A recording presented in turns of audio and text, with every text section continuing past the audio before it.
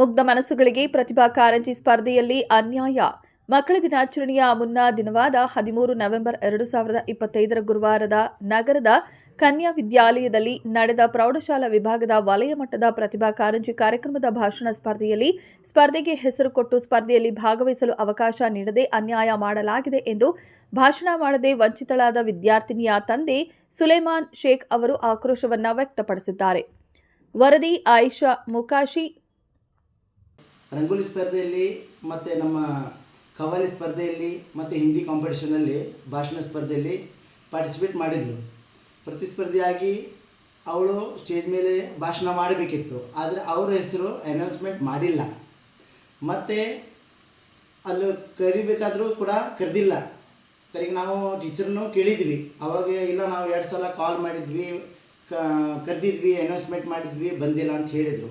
ಆನಂತರ ಮತ್ತು ನಾವು ರಿಕ್ವೆಸ್ಟ್ ಮಾಡ್ಕೊಂಡ್ರು, ಇಲ್ಲ ಮೇಡಮ್ ಆಗಿಲ್ಲ ಅಂಥೇಳಿ ನಾವು CRP ಹತ್ರನೇ ಮಾತಾಡಿದ್ವಿ. CRP ಶ್ರೀದೇವಿ ಹತ್ರನೂ ಮಾತಾಡಿದ್ವಿ. ಅವರೇನಂದರು, ಆಯಿತು ಸರ್, ಈಗ ಆಗಿದೆ, ಈಗ ಏನಾದರೂ ಸೊಲ್ಯೂಷನ್ ಮಾಡೋಣ, ಮತ್ತು BO ಸರ್ ಮಧ್ಯಾಹ್ನ ಬರ್ತಾ ಇದ್ದಾರೆ, ಊಟ ಆದಮೇಲೆ ನಿಮ್ಮ ಮಗಳಿಗೆ ಮತ್ತೊಂದು ಸಲ ನಾವು ಭಾಷಣ ಸ್ಪರ್ಧೆಯನ್ನು ನಾವು ಮಾಡ್ತೇವೆ ಅಂತ ಹೇಳಿದ್ವಿ. ಆನಂತರ ನಾನು ಕೇಳಿದೆ, ಈಗಾಗಲೇ ಆಗಿದ್ದಲ್ಲ ಮೇಡಮ್, ಮತ್ತು ಫಸ್ಟ್ ಸೆಕೆಂಡ್ ಥರ್ಡ್ ಅನೌನ್ಸ್ಮೆಂಟ್ ಆಗಿದೆ ಅಂತ ಕೇಳಿದೆ ನಾನು.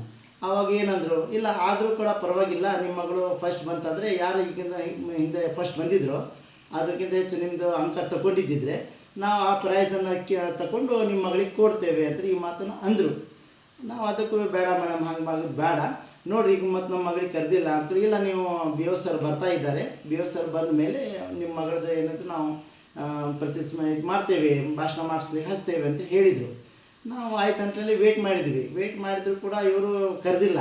ಕಡೆಗೆ ಒಂದು ರೂಮ್ನಲ್ಲಿ 2 ಜಡ್ಜಸ್ ಜೊತೆಗೆ, ಇಲ್ಲ ನಿಮ್ಮ ಮಗಳಿಗೆ ಅಲ್ಲಿ ಹೋಗಿ ನೀವು ಪಾರ್ಟಿಸಿಪೇಟ್ ಮಾಡ್ಕೊಂಡು ಬನ್ನಿ ಅಂತೇಳಿ ಹೇಳಿದರು. ಎಲ್ಲಿ ನಮ್ಮದು ಕ್ಲಾಸ್ ಟೀಚರಿಗೆ ಹೇಳಿದರು, ಪರಿಜ್ಞಾನ ಶಾಲೆ ಟೀಚರಿಗೆ.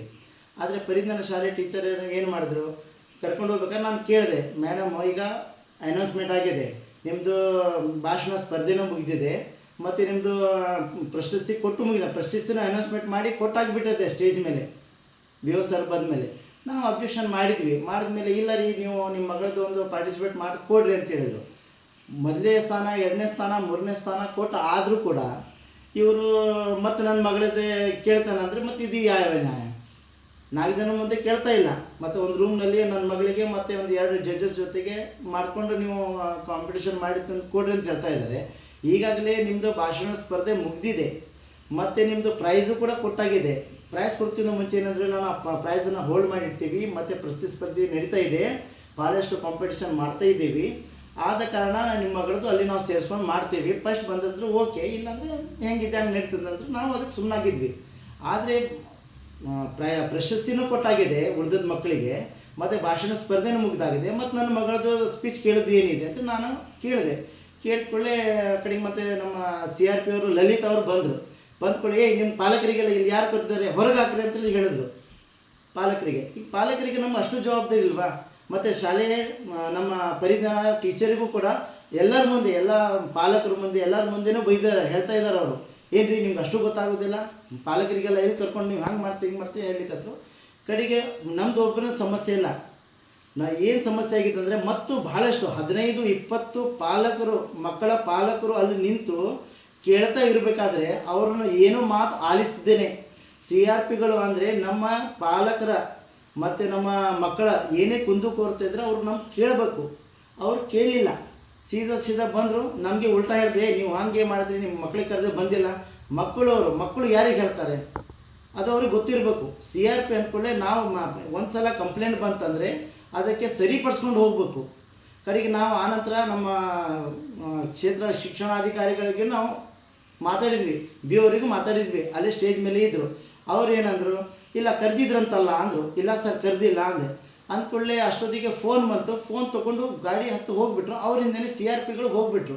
ಸುಮಾರು 15-20 ಪಾಲಕರು ತನ್ನ ಮಕ್ಕಳ ಸಮಸ್ಯೆ ತಗೊಂಡು ಅಲ್ಲಿ ನಿಂತಾಗ ಅವರು CRPಗಳು ಆ ಸಮಸ್ಯೆಗೆ ಬಗೆಹರಿಲಿಕ್ಕೆ ಬರಲೇ ಇಲ್ಲ.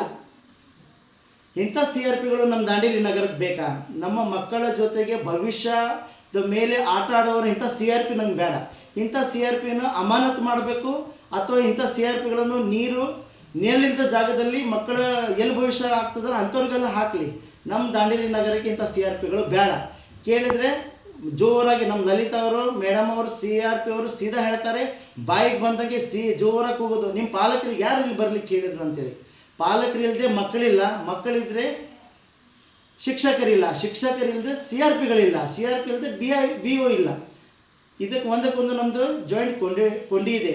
ಹಾಗಾಗಿ ನಾನು ನಮ್ಮ ಈ ಮಾಧ್ಯಮದ ಮುಖಾಂತರ ನಿಮ್ಮಲ್ಲಿ ಒಂದೇ ರಿಕ್ವೆಸ್ಟ್ ಮಾಡ್ತಾ ಇದ್ದೀನಿ, ಏನಂದರೆ ನನ್ನ ಮಗಳಿಗೆ ಅನ್ಯಾಯ ಆಗಿದೆ.